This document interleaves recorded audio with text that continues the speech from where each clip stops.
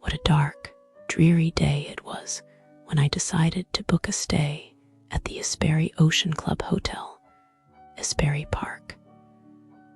I was filled with hope, expecting a luxurious getaway.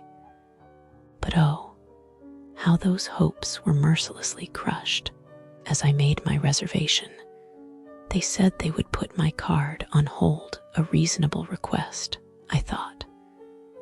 But lo and behold, they charged my card without my consent.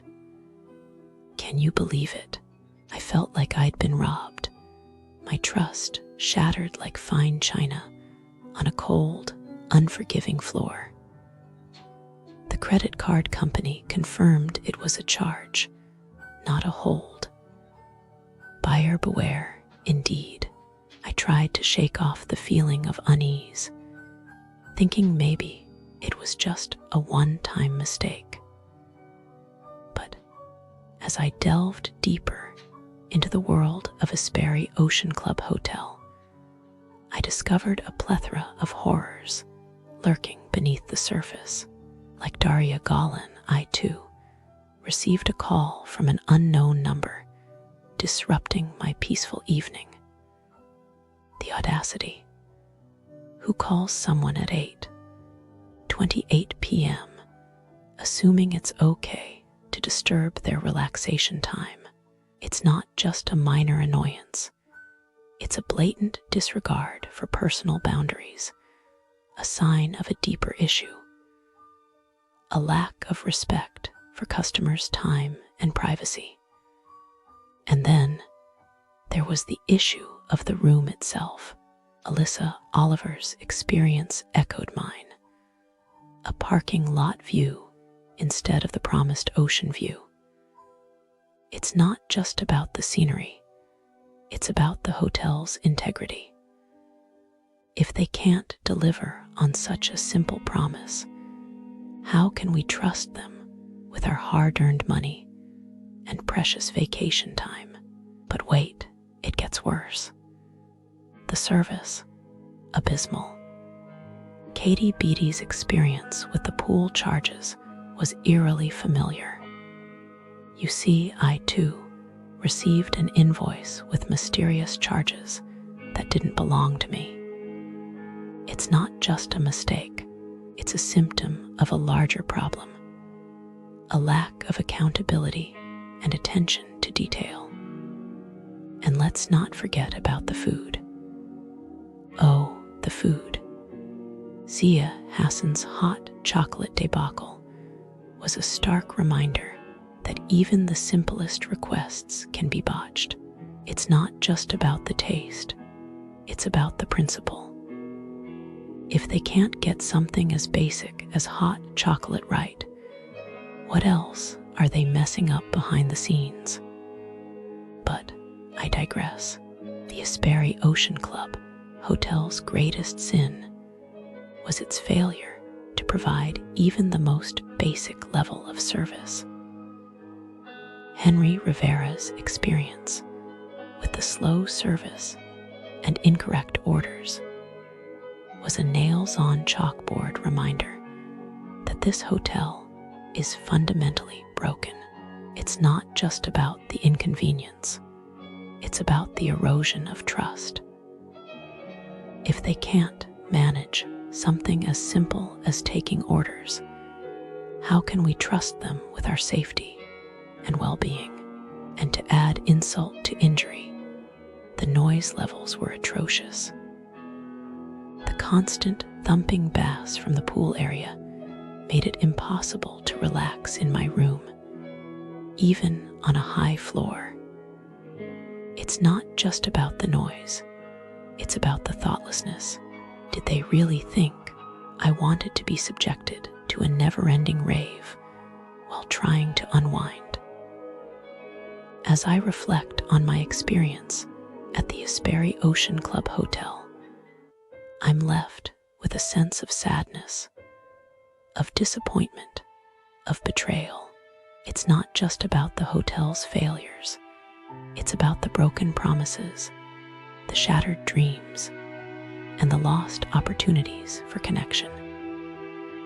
So, I ask you, dear audience, have you too been victimized by the Asbury Ocean Club Hotel's egregious mistakes?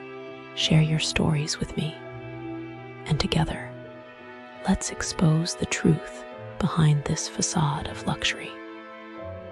It's time for us to stand up, to demand better, to reclaim our right to a decent travel experience. The Asbury Ocean Club Hotel may think they can get away with these atrocities, but we know the truth.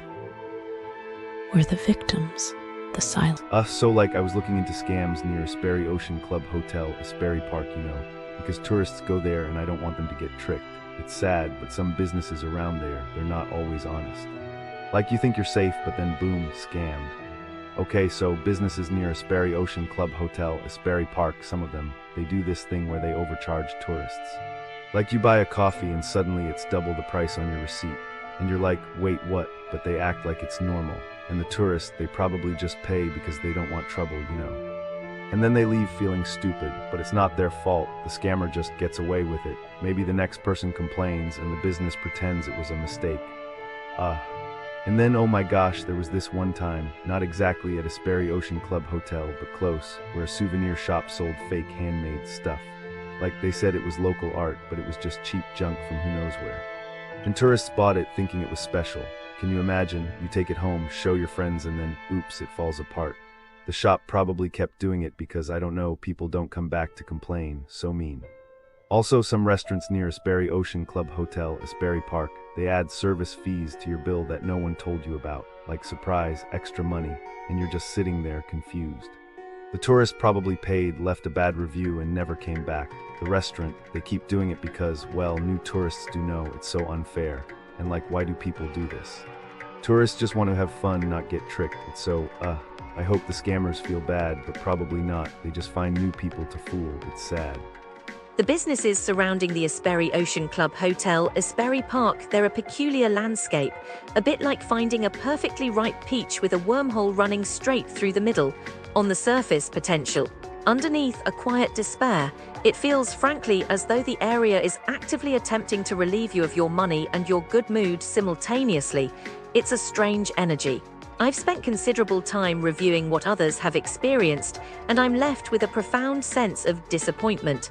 It's not a chaotic disappointment, more of a slow, creeping realization that something is fundamentally off. Let's begin with the Asbury Park Boardwalk itself. What should be a vibrant hub, a joyful escape, instead appears to be a breeding ground for frustration. The consistent theme seems to be a distinct lack of basic human decency, specifically from those entrusted with taking your money. People report encounters with staff who appear to have actively chosen to forget how to be polite. One story involving an older man at a ticket booth practically snatching a phone from a customer. It's not just rude, it's unsettling. It suggests a deeper apathy, a willingness to disregard basic respect. And it's not an isolated incident. There's a recurring pattern of dismissive behavior, a sense that your patronage is not valued.